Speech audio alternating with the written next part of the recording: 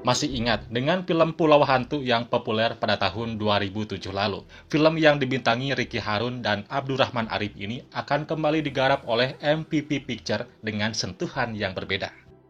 Pulau Hantu merupakan intelektual properti yang cukup besar pada zamannya, dan juga salah satu bintang-bintang besar seperti Reza Rahadian memulai karir mereka di sini. Tentunya film ini adalah versi terbaru dari Pulau Hantu dan tidak ada hubungannya dari Pulau Hantu yang dulu.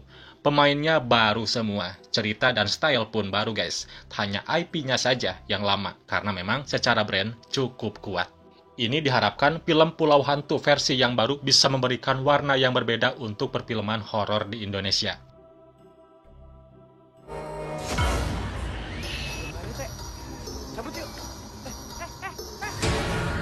Ya, kalau ngomongin film horor era 2000-an, film horor seksi pernah populer di Indonesia lebih dari 1 dekade yang lalu. Salah satunya lewat film Pulau Hantu. Namun industri film mulai berkembang dan meninggalkan gaya film seperti itu.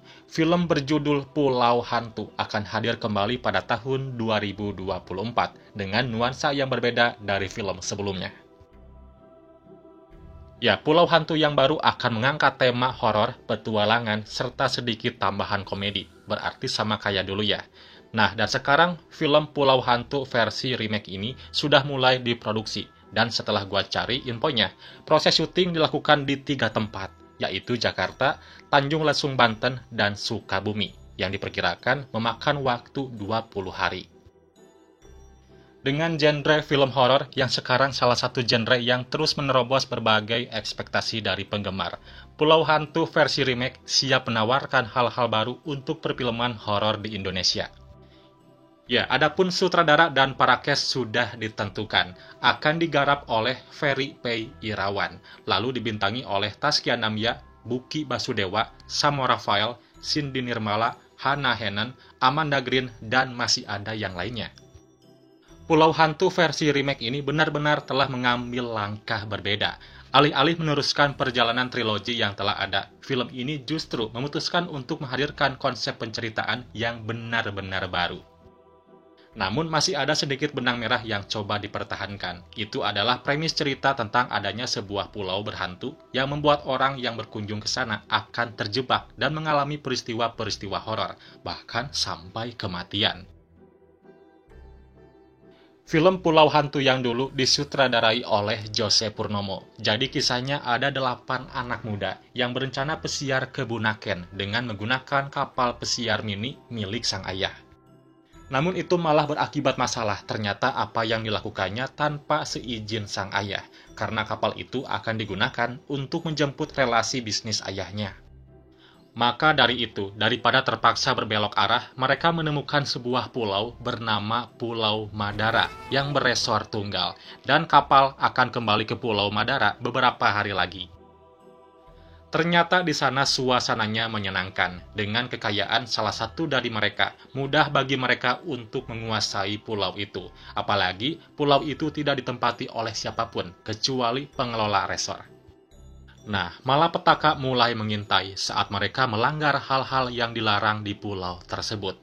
Malapetaka ini terkait misteri keberadaan di pulau tersebut. Mereka seringkali diteror sosok hantu yang mengintai nyawa mereka karena dianggap sudah mengganggu ketenangan penunggu pulau. Sehingga mereka harus menghindari hantu itu dan mengungkap misteri yang ada di pulau tersebut. Sesuai dengan judulnya, Pulau Hantu. Film horor ini banyak mengambil setting laut, yaitu pengambilan gambar di bawah laut. Jadi tak heran tentunya jika film dulu banyak melihat pemandangan para bintang berpakaian seksoi. Ya, dulu film horor masih kerap mengambil unsur-unsur erotis sebagai salah satu daya tariknya. Tentunya konsep tersebut sudah tidak lagi relevan, sehingga mereka butuh sebuah pembaharuan. Alasan tersebut kemudian membuatnya merombak banyak hal dan memutuskan menghadirkan versi baru, alih-alih meneruskan cerita lamanya. Dan harapannya penonton akan lebih relevan, terhibur, dan menemukan hal berbeda dari banjirnya film horor yang ada saat ini.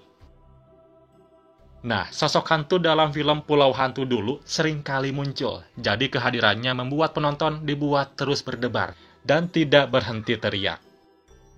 Jenis hantu yang ditampilkan adalah hantu Asia yang tidak banyak bermain detail make up. Cuman sayang hantunya tidak bervariatif. Sepanjang film, hantu itu terus menganga. Ini kayak perpaduan hantu Sadako dan Ghostface di film Scream.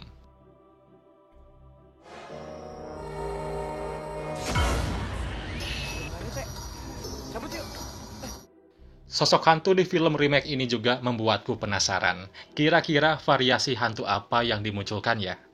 Selain itu juga Pulau Hantu punya alur cerita yang menyoroti arti persahabatan. Penonton juga dibuat bertanya-tanya terkait cerita yang ada. Misalnya mengenai latar belakang di balik misteri pulau yang dulu tidak dijelaskan. Nah, di film terbaru nanti sepertinya akan mengungkap misteri dari Pulau Hantu tersebut. Dan gua bisa berspekulasi bahwa mereka akan menghadirkan sebuah trilogi Pulau Hantu yang baru, seperti film terdahulunya. Jadi yang tertarik untuk terobosan selanjutnya dari dunia perfilman horor Indonesia, Pulau Hantu wajib masuk ke daftar film untuk ditonton tahun ini. Jadi kita tunggu saja kabar selanjutnya. Dukung juga channel ini dengan kasih like, lalu subscribe, dan aktifin notifikasinya. Oke Universe, thanks for watching and see you next video. Bye-bye. Tandu sadang baranang. Baranang katapian. Kenapa dijaji? Oh, ikala mahikata mahukuna kalipata na miha kakuna mahikata na mahukun ikala pata na hakuna matata.